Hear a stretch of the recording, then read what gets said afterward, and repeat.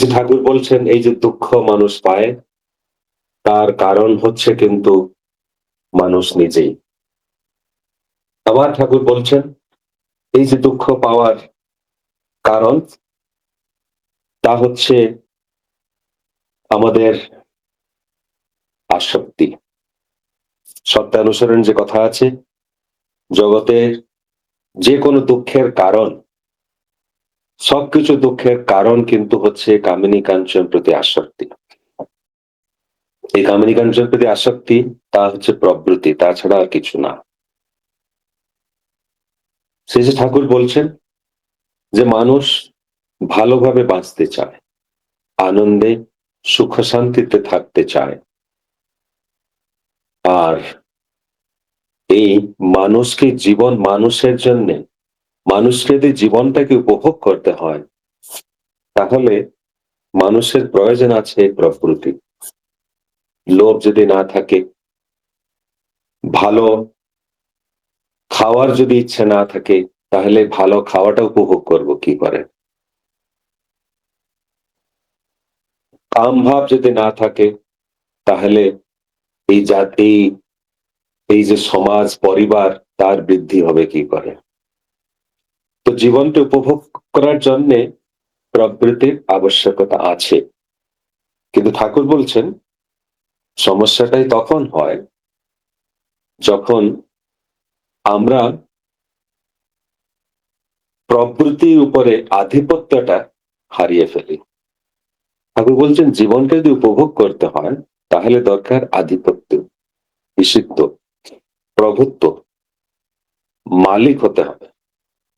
মালিক না হলে জীবনটাকে উপভোগ করবো কি করে?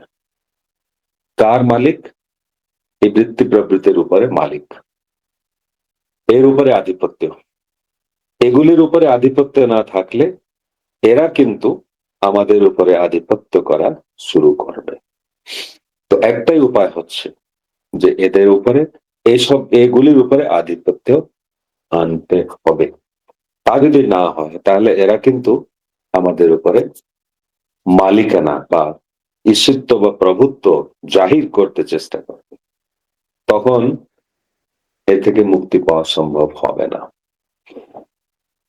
তো যদি একটা রাজকুমারের 7 জন বা 6 জন সেবক থাকেন, আর এই সেবকরা রাজকুমারের সেবা করতেই আছে, কিন্তু যদি রাজকুমার কখন ভুলে যায় যে এরা আমার সেবক, তাহলে কিন্তু অসুবিধা। তখন সেবকরা কিন্তু রাজকুমার উপরে প্রভুত্ব জাহির করতে চেষ্টা করতে পারে। এই হচ্ছে প্রবৃত্তির স্বভাব। মানুষের আছে একটা চেতনা, আর এই চেতনাটা পুষ্ট হয় পরিবেশ থেকে সংঘাত পেয়ে। পরিবেশ থেকে সংঘাত পেয়ে যখন মানুষ পায় তখন ভাবের সৃষ্টি হয়। এই চেতনা জগতে বা মানুষের মস্তিষ্কে অনেক রকমের ভাব সৃষ্টি হয়। এই ভাবগুলি মনুষ্যকে বা মানুষকে কর্মে নিয়োজিত করে। যেরকম ভাব ওই রকম কর্ম। দয়ার ভাব জেগে উঠলে মানুষ দিতে চায়, মানুষ অন্যকে সাহায্য করতে চায়, সেবা দিতে চায়। ক্রোধের ভাব জেগে উঠলে মানুষ কার উপরে কাকে প্রহার করতে চায়, কাউকে হয়তো গালাগালি দিয়ে ফেলে। কারণ ক্রোধটাই তখন ওর কর্মকে নিয়ন্ত্রিত করে। তো যেরকম ভাব ওই রকম কর্ম। এই যে ভাবগুলি হচ্ছে, আমরা যদি পরিবেশের সংঘাত দিয়ে ভাব যদি সৃষ্টি হয় তাহলে এখানে প্রবৃত্তির কাজটা কি? প্রবৃত্তি হচ্ছে, শ্রী ঠাকুর বলছেন 6 রকমের 6টি শ্রেণী বা গ্রুপে প্রবৃত্তিদেরকে বিভাগ করা যেতে পারে। কাম, ক্রোধ, লোভ, মোহ, আশ্চর্য, এই যে 6টা শ্রেণী, এগুলো হচ্ছে প্রবৃত্তির ক্লাসিফিকেশন বা গ্রুপস। আর এটা একটা প্রবৃত্তি হচ্ছে একটা রঙিন গ্লাস, একটা কালারফুল গ্লাস। পরিবেশ থেকে যে সংঘাতগুলি আছে আর প্রথম ফিল্টারটা হচ্ছে প্রকৃতি। ওই গ্লাস ভিতর দিয়ে, এই রঙিন গ্লাস ভিতর দিয়ে সংঘাতটা মস্তিষ্কে আসে। তার মানে যখন মস্তিষ্কে পৌঁছায় তখন এটা রঙে রঙিন হয়ে গিয়ে থাকে অলরেডি। যদি ক্রোধের প্রবৃত্তি ভিতর দিয়ে আসে, তাহলে চেতনায় যে ভাবটা সৃষ্টি হয় তা হচ্ছে ক্রোধের ভাব। যদি কাম কাম ভাব বা কাম প্রবৃত্তি ভিতর দিয়ে যদি আসে, তাহলে মনে যে ভাবটা সৃষ্টি হয় এটা হচ্ছে কামের ভাব, অহংকারের ভাব, ঈর্ষার ভাব। এই যে প্রবৃত্তি ভিতর দিয়ে এই যে পরিবেশের সংঘাতটা পাস করে বা এই যে রঙিন গ্লাস ভিতর দিয়ে যায়, ওই রঙে রঙিন হয়ে ওঠে আমাদের ভাবগুলি।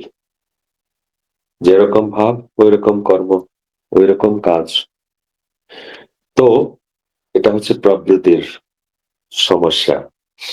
বাড়িতে যদি একটা কুকুর থাকে আর যদি কাউকে আসতে দেয় না বাড়ির ভিতরে, তাহলে হয়তো ভালো মানুষও ভিতরে আসতে পারবে না। কুকুর তো হচ্ছে আমাদের দাস, কিন্তু যদি এই কুকুরটা যদি কিন্তু মালিক হয়ে ওঠে, তাহলে হয় সমস্যা। তো শ্রী শ্রী ঠাকুর বলছেন এর থেকে মুক্তি পাওয়ার উপায় তো কিন্তু সে একটাই, ইষ্টের প্রতি গভীর অনুরাগ। তাছাড়া আর কোনো উপায় নেই। যদি তা আমরা না করি বা জীবনে অবলম্বন না করি, তাহলে প্রবৃত্তি থেকে রিহাতি আমরা পাবো না। জীবনে কষ্টই পাব, দুঃখ যন্ত্রণায় পাওয়া সার হবে, তাছাড়া কিন্তু কিছু উপায় নেই। শ্রী ঠাকুর বলছেন যেরকম একটা পালতু কুকুর, বাড়ির কুকুর আর বাজারু কুকুর ভিতরে ফরক আছে। বাজারু কুকুর এরকম ঘুরতে থাকে, যেখানে কিছু পায় মুখ দিয়ে দেয়, মুখ লাগিয়ে দেয়, আর ওখান থেকে আবার লাঠি খাওয়ার পরে আবার ভাবে আরে এরকম করলে তো অসুবিধাই হচ্ছে, কিন্তু তারপরে আবার যখন খাওয়ার জিনিস কোথায় দেখে আবার ভুলে যায়, আবার ওই করে, আবার ওই কষ্ট পায়। মানুষের জীবনে তাই ওই অবস্থা, এই যে প্রবৃত্তির তাড়না, প্রবৃত্তির যন্ত্রণা, মানুষ কষ্ট পায়, তখন ভাবে এরকম আর করব না, কিন্তু আবার ভুলে যায়, আবার ওই কাজ, আবার ওই কষ্ট। যে ঠাকুর বলছেন বাড়ির যে কুকুর, যার মালিক আছে, যার প্রভু আছে, ওই কুকুরের কিন্তু অবস্থা হয় না।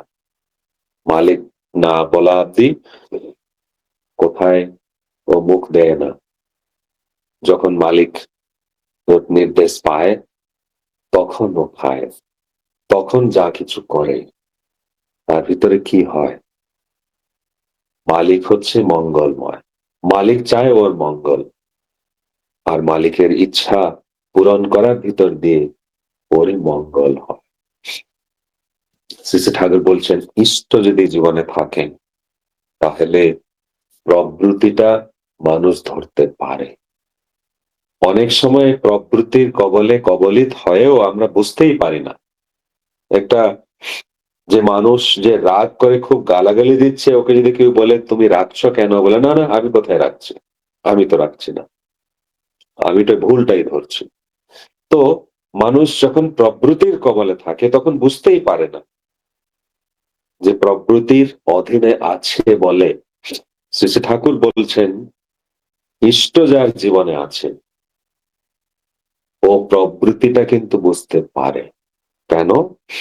ওর ইষ্টের যে বিধানগুলি আর প্রবৃত্তির যে কাজকর্ম, এই ভিতরে কনফ্লিক্ট হয়। ঠাকুর বলেছেন, ঠাকুর এটা করতে বারণ করেছেন, প্রবৃত্তি তখন বলছে এটা করতে হবে, তো তখন বোঝা যায় যে আমি প্রবৃত্তির কবলে এখন কবলিত হচ্ছি। আমি এটা ত্যাগ করতে পারছি না, পারছি, এটা আলাদা ব্যাপার, কিন্তু ইষ্ট যদি জীবনে থাকেন, তাহলে প্রবৃত্তিটা কিন্তু মানুষ বুঝতে পারে। এই যে প্যাশন আইডেন্টিফিকেশন যেটা, এটা কিন্তু বাইরের মানুষদের হয় না। যাদের জীবনে ইষ্ট নেই, গুরু নেই, ওদের জীবনে ওরা বুঝতেই পারে না যে ওরা কাম, ক্রোধ, মদ, লোভ, মোহ, মাৎসর্য বা কোনো প্রবৃত্তির দ্বারা প্রভাবিত হয়েছে, প্রভাবে, এটা তো স্বাভাবিক জীবন। শ্রী শ্রী ঠাকুরকে প্রফুল্লতা সেদিন বলছেন, ঠাকুর 30 বছর আপনার কাছে থাকলাম, কিন্তু যেরকম আপনি চেয়েছেন, যেরকম মানুষ হয়ে উঠি বলে তা তো একটু হতে পারলাম না। ঠাকুর বলছেন, এই যে তুমি বুঝতে পেরেছো যে যেরকম মানুষ হতে আমি চেয়েছি তুমি একটু হতে পারলে না, এইটা কি কম কথা? এই যে বুঝতে পেরেছো, এইটাই তো অনেক বড় ব্যাপার। ওইটা তো অনেক মানুষ বুঝতেই পারে না, এইটা তো বুঝতে পারে না, জানতে পারে না। এটা তুমি বুঝতেই পেরেছো, এটা তো অনেক বড় ব্যাপার। শ্রী ঠাকুর অনেকবার অনেক সময় লোক বলেন যে আমরা যেরকম আপনি চেয়েছিলেন হতে আমরা হতে পারিনি। ঠাকুর বলতেন ওইটা খুব বড় ব্যাপার, তোমরা বুঝতে পেরেছো। ইষ্ট যদি জীবনে থাকেন তাহলে মানুষের এইটা কিন্তু হয়। আর ইষ্ট প্রতি অনুরাগটা যদি গভীর হয়, তাহলে এই শুধু প্রবৃত্তিটা যে মানুষ আইডেন্টিফাই করতে পারে তা না, এই প্রবৃত্তির উপরে নিয়ন্ত্রণও আনতে পারে। এইগুলি, এর ভিতরে কোনটা ত্যাগ করতে কিন্তু হবে না। না কামকে, না ক্রোধ, না মদ, লোভ, মোহ, মাৎসর্য, কোনটাকেও ত্যাগ করতে হবে না। কারণ এগুলির প্রয়োজন আছে জীবনটা উপভোগ করার জন্য। এগুলো না থাকলে জীবনটা নিথির, নিস্তর, স্থবির, পাথরের মতন হয়ে যাবে। যদি আমার ভিতরে ক্রোধ না থাকে, আমার ভিতরে যদি কাম ভাবনা না থাকে, আমার ভিতরে যদি ঈর্ষা, অহংকার না থাকে, তাহলে আমি একটা পাথরের মতন হয়ে যাব। আমি যে আমার ভিতরে এই সবগুলো আছে, ওই সবগুলোকে নিয়ে তো আমার একটা জীবন আছে। তো শ্রী শ্রী ঠাকুর বলছেন, ব্যাপারটা হচ্ছে যে এইগুলি যদি তোমাদের উপরে প্রভুত্ব জাহির করে তাহলে অসুবিধাই। ওদেরকে, এইগুলিকে তোমাকে চাকর বানাতে হবে, তোমার সেবক বানাতে হবে। তা যদি করতে চাও, তাহলে এই সবগুলিকে ইষ্টের কাজে যদি লাগিয়ে দাও, তাহলে কিন্তু তা সম্ভব। একটা কথা মনে পড়ছে, শ্রী শ্রী বর্দাকে একবার একজন দাদা জিজ্ঞেস করলেন, এই যে প্রকৃতিগুলিকে ঈশ্বর দিলেন কেন? এগুলো যদি মানুষকে না দিতেন, এইগুলোর জন্য তো এত সমস্যা। এইগুলো যদি নাই থাকতো, ঈশ্বর যদি না দিতেন, তাহলে তো মানুষ ভালোতে থাকতো। শ্রী শ্রী বর্দা কিছু উত্তর দিলেন না। আরেকজন ভাই, দাদা সন্তোষ দা বলে ওখানে বসছিলেন। একটু কিছু সময় পরে শ্রী শ্রী বর্দা ওনাকে জিজ্ঞেস করলেন, সন্তোষ, তুই যে বাড়ি থেকে আশ্রমে আসিস, একটা পুকুর রাস্তায় পড়ে না? বললে হ্যাঁ। সন্তোষ দা বললেন হ্যাঁ। শ্রী শ্রী বর্দা বলছেন, যদি কোনোদিন আসার সময় তুই দেখতে পারিস এই যে পুকুরের ভিতরে একটা সুন্দর গোলাপের ফুল, আর তোর মনে যদি লোভ হয়, যদি লোভ হয় যে ফুলটাকে আশ্রমে তো যাচ্ছি, শ্রী শ্রী ঠাকুরের জন্য নিয়ে যাব, ঠাকুরের বিগ্রহে ফুলটা দিলে কত ভালো হবে, এই যে লোভটা তোর ভিতরে হলো, এটা কি খারাপ না?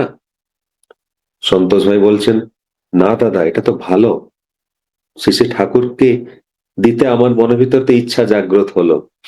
শ্রী শ্রী বর্দা বললেন, এটা কিন্তু যে লোভের প্রবৃত্তি তোর ভিতরে জাগ্রত হলো, লোভ ভাবটা জাগ্রত হলো, যেই গোলাপ ফুলটা নিয়ে যাই, এটা তো খারাপ জিনিস, এটা তো একটা প্রবৃত্তি। সন্তোষ ভাই বলছেন, আজ্ঞে, কিন্তু এটা তো ঠাকুরের জন্য। ওই ভাই যে জিজ্ঞেস করেছিলেন যে ঈশ্বর প্রবৃত্তিগুলো দিলেন কেন, ওনার দিকে তাকিয়ে শ্রী শ্রী বর্দা বলছেন, এই জন্যে, এই জন্যে এই প্রবৃত্তিগুলিকে ঈশ্বরের কাজে লাগানোর জন্য। এই লোভটা কিন্তু ভালো। কিছু দেখে যদি লোভ হয় যে এই জিনিসটা আমি নিয়ে যাব আমার ঠাকুরের জন্য, ইষ্টের জন্য, তাহলে তো ওইটা তো আসল জিনিস। যদি কোন মন্দির, ইষ্টের মন্দির বা উৎসব হচ্ছে, আমি অর্ঘ্য কালেকশনের দায়িত্বতে আছি, আমার যদি লোভ হয় যে কিভাবে অনেক টাকা সংগ্রহ করতে পারি, যেভাবে উৎসব বা ঠাকুরের মন্দির সুন্দরভাবে তৈরি হবে, ওই লোকটাতেই ভালো। যদি কার উপরে আমি রাগ করি, যে যদি একটা মানুষ, যদি আমি রাস্তায় দেখছি একটা মেয়ের প্রতি খারাপ ব্যবহার করে, তখন আমার ভিতরে ক্রোধের ভাব জাগ্রত যদি না হয়, তাহলে আমার ভিতরে এই যে আমার পুরুষত্বটা গেল কোথায়? শ্রী শ্রী ঠাকুরের যে কথা, প্রবৃত্তিগুলিকে যদি আমি আমরা ওনার সেবাতে লাগিয়ে দিতে পারি, তাহলে কোনো চিন্তা করার কারণ নেই। প্রবৃত্তি উপরে আমাদের প্রভুত্ব তখন আসবে, তখন বাস্তবিকভাবে আমরা জীবনটাকে উপভোগ করতে পারব। মরুভূমিতে যে উট আছে, ওর একটা কথা, যে ক্যাকটাস গাছগুলো থাকে, ও ক্যাকটাস গাছের যে পাতা ওর নিচে থাকে কাঁটা, ওর উট ওই যখন পাতাকে খায়, তখন এই যে পাতার যে স্বাদ, আর এই পাতাকে খাওয়ার সময় কাঁটাগুলো মুখে নিয়ে নিয়ে, আর ওই কাঁটাগুলো যখন ওর মুখের ভিতরে কাটতে শুরু করে, তখন রক্ত বেরোয়, আর এই পাতার স্বাদ আর রক্তের লবণাক্ত স্বাদ দুটো মিশে একটা অভিনব স্বাদের সৃষ্টি হয়। তখন ও ভাবে এগুলো কত সুন্দর, কত স্বাদিষ্ট, এই তো হচ্ছে জীবনের উপভোগ। কিছু কত মুহূর্তের পরে এই যে ক্ষতবিক্ষত অবস্থা ওর মুখের ভিতরে, তার জন্য যে যন্ত্রণা, এই যন্ত্রণা ক্লিষ্ট হয়, যখন ও ছটপট হতে লাগে, তখন বুঝতে পারে যে কি করেছে। শ্রী শ্রী ঠাকুর এই উদাহরণটা দিয়েছেন। ঠাকুর বলছেন, অনেক সময় আমরা enjoyment at the cost of existence, অস্তিত্বের যা পরিপোষণ না, ওই রকম উপভোগকে উপভোগ বলে ভাবি, কিন্তু এই উপভোগটা কিন্তু হচ্ছে অস্তিত্বের ঘাতক, অস্তিত্বকে নষ্ট করে এই উপভোগ। এই মরুভূমির উট মতন যে ভাবে আমি জীবনটা তো উপভোগ করছি, কত সুন্দর এই ক্যাকটাস পাতা, কি স্বাদিষ্ট, কিন্তু বুঝতেই পারে না এর পেছনে কিন্তু আছে যন্ত্রণা, কষ্ট। মানুষের জীবনে আজকে তাই হয়। শ্রী শ্রী রামকৃষ্ণদেবের একটা কথা মনে পড়ে। দুজন যুবক যারা শরাবি বা সবসময় মদ্যপান করেন, একদিন ওদের মাথায় ঢুকেছে যে নৌকা বিহার করতে হবে। ওদের গ্রামের কাছে একটা নদী, আর ওরা ভেবেছে যে এই নদীতে আজকে রাত্রে নৌকা বিহার করা যাবে। যখন সকাল হবে তখন একটা অনোখা অজানা রাজ্যে আমরা পৌঁছে গিয়ে থাকবো, আর কত মজা হবে। রাত্রে খুব খেয়ে মদ খেয়ে নৌকাতে বসেছে, ডঙ্গাতে বসে নৌকা বিহার করা শুরু করেছে। রাত ভর নৌকা চালাচ্ছে এবং চালাচ্ছে, মনের ভিতরে অনেক উন্মাদনা, কালকে সকালে একটা অজানা রাজ্যে পৌঁছে গিয়ে থাকবো। সূর্য উদয় হয়েছে, সকাল হয়েছে, দুই বন্ধু চারদিকে তাকিয়ে দেখছে, ভাবছে কোনো একটা নতুন রাজ্যে পৌঁছে গেছি। কিন্তু এটা আবার কি, মনে হচ্ছে যে একটা জানাশোনা জায়গা, যেরকম আমরা দেখেছি। আবার ভালোভাবে দেখতে বুঝতে পেরেছে যে ওইটা তো নিজের গ্রাম, রাত্রে যেখান থেকে ওরা যাত্রা শুরু করেছিল ওইখানেই আছে, 1 ইঞ্চও আগে বাড়তে পারেনি। ভাবছে কি হলো, সারা রাত যে নৌকা চালিয়েছি, আর যেখানে ছিলাম ওইখানেই আছি, ব্যাপারটা কি? আরো ভালোভাবে লক্ষ্য করে দেখছে যে নৌকাটা একটা দৌড়িতে বা একটা রশ্মিতে নদীর ধারে একটা গাছে বাঁধা হয়েছে, আর এই দৌড়িটা ওইরকম বাঁধাই আছে। তো যত নৌকা চালাতে চেষ্টা করলেও ওরা যেখানে ছিল ওইখানেও আছে, একটু এগুতে পারেনি। রামকৃষ্ণ তবে এখানেই কাহানিটা সমাজ শেষ করে বলছেন, আজকের মানুষের না অবস্থা হচ্ছে এইরকম, গতি তো আছে, প্রগতি নেই, এগিয়ে তো যাচ্ছে, কিন্তু কোথায়, কিন্তু গন্তব্যে পৌঁছানো কিন্তু হচ্ছে না। চেষ্টা তো অনেক করছে, কিন্তু ওখানে পৌঁছাতেই পারছে না। আছে গতি, কিন্তু নেই প্রগতি, বরঞ্চ আছে দুর্গতি। মানুষের জীবনে এরকম অবস্থা। ওই যে শরাবী মদ্যপ দুটো যুবক, ওদের যেরকম অবস্থা, শ্রী শ্রী রামকৃষ্ণদেব বলছেন মানুষের আজকের এই সমাজে, আজকের দিনে এক্স্যাক্টলি ওই রকম অবস্থা, এগুতে পারে না, এই বৃত্তি প্রবৃত্তির তাড়নায় কষ্টই পাচ্ছে। শ্রী শ্রী ঠাকুর বলছেন যে এই কষ্ট থেকে যদি উদ্ধার পেতে চাও, তাহলে ইষ্টের প্রতি টান যদি গভীর হয়, তাহলে তুমি উদ্ধার পেতে পারবো। শ্রী শ্রী ঠাকুর বলছেন উদ্ধার পাওয়াটা আর কিছু না, উদ্ধার পাওয়ার অর্থ ঊর্ধ্বে যাওয়া। এই কাম ক্রোধ লোভ মোহ মাশ্চর্যের ঊর্ধ্বে যাওয়াটা হচ্ছে উদ্ধার পাওয়া। উদ্ধার পাওয়াটা আর কিছু না যে আমি চলে গেলাম,